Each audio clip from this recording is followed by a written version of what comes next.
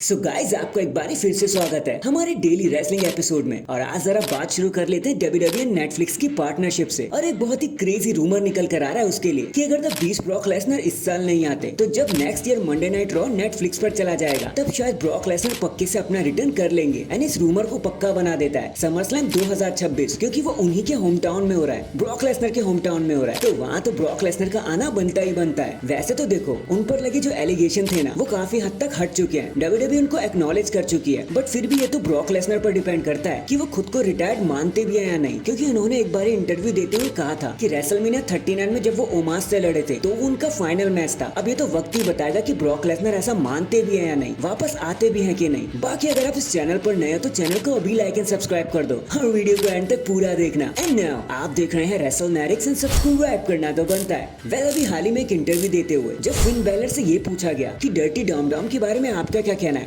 आप क्या सोचते हो उनके लिए, तो उन्होंने कहा कि देखो डॉम डॉम ने बहुत हेल्प करी। जब उन्होंने 2022 क्लैश एट द कैसल में अपने फादर को मारा, टर्न बैक किया, तो उन्हें जिस लेवल की हीट मिली ना उसने बहुत हेल्प करी जजमेंट डे को राइज करने के लिए। हमारे हील पर्सोना को उससे काफी बूस्ट मिला क्योंकि डॉम डॉम हमें ज्वाइन कर चुके थे और फिर उनका करियर बाकी लोगों जैसा नहीं रहा कि पहले इंडिपेंडेंट रेसलिंग में ट्राई करो फिर WWE में आओ। वो तो बहुत लेजेंड से सीखे थे जैसे रे मस्टीरियो एंड लैंस स्टॉर्म। फिर उसके बाद डॉम डॉम डायरेक्ट WWE में आ गए और यहाँ पर बहुत मेहनत करी, खुद को इम्प्रूव किया और प्रूव भी किया। और उन्हें अब अपने फादर की नेम की जरा भी जरूरत नहीं है, वो खुद को स्टेट कर चुके हैं। सो उनको मिली हिट ने हमारी बहुत हेल्प करी जजमेंट डे को शाइन करने के लिए as a heel superstars. And इतना कहकर वो शांत हो गए। बाकी देखो गाइस मैं आप पर छोड़ता हूँ डर्टी डॉम डॉम ने कितनी हेल्प करी और कितनी नहीं, वो आप कमेंट करके मुझे बता देना। नेक्स्ट भले ही एजे स्टाइल अपने आई क्विट मैच के बाद गायब हो चुके थे, लेकिन इसका मतलब ये थोड़ी ना है कि वो कुछ करेंगे ही नहीं। भाई उनके विंग सिर्फ WWE तक सीमित नहीं है, पूरी दुनिया में छाए हुए हैं वो, क्योंकि वो सीधा चले गए टोक्यो जापान जहाँ पर उन्होंने नोमिची माराफूजी को हराया इन प्रो रेसलिंग नोआ इवेंट में। एंड अब देखो वो WWE में कब आते हैं इसके लिए तो हम भी कुछ नहीं कह सकते, लेकिन अराउंड द वर्ल्ड उनका सिक्का चलता है उनके नाम का कि भाई ये जिस स्टाइल भी क्या चीज है, तो उनको दिक्कत नहीं होने वाली कहीं भी। #the real phenomenal one। इसके बाद लास्ट फ्राइडे नाइट स्मैकडाउन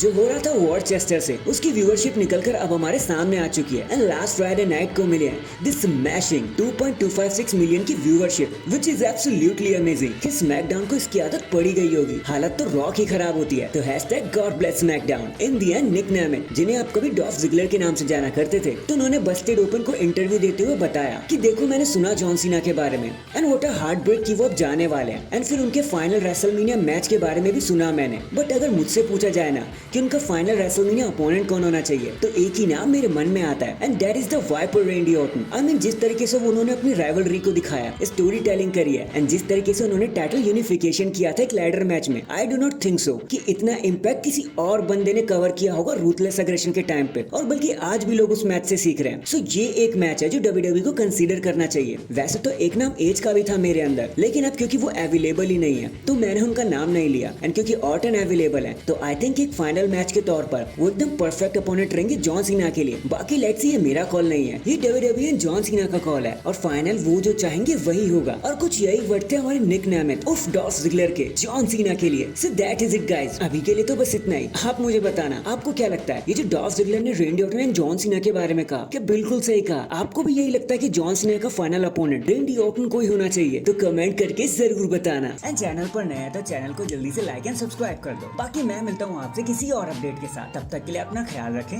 और खुश रहें।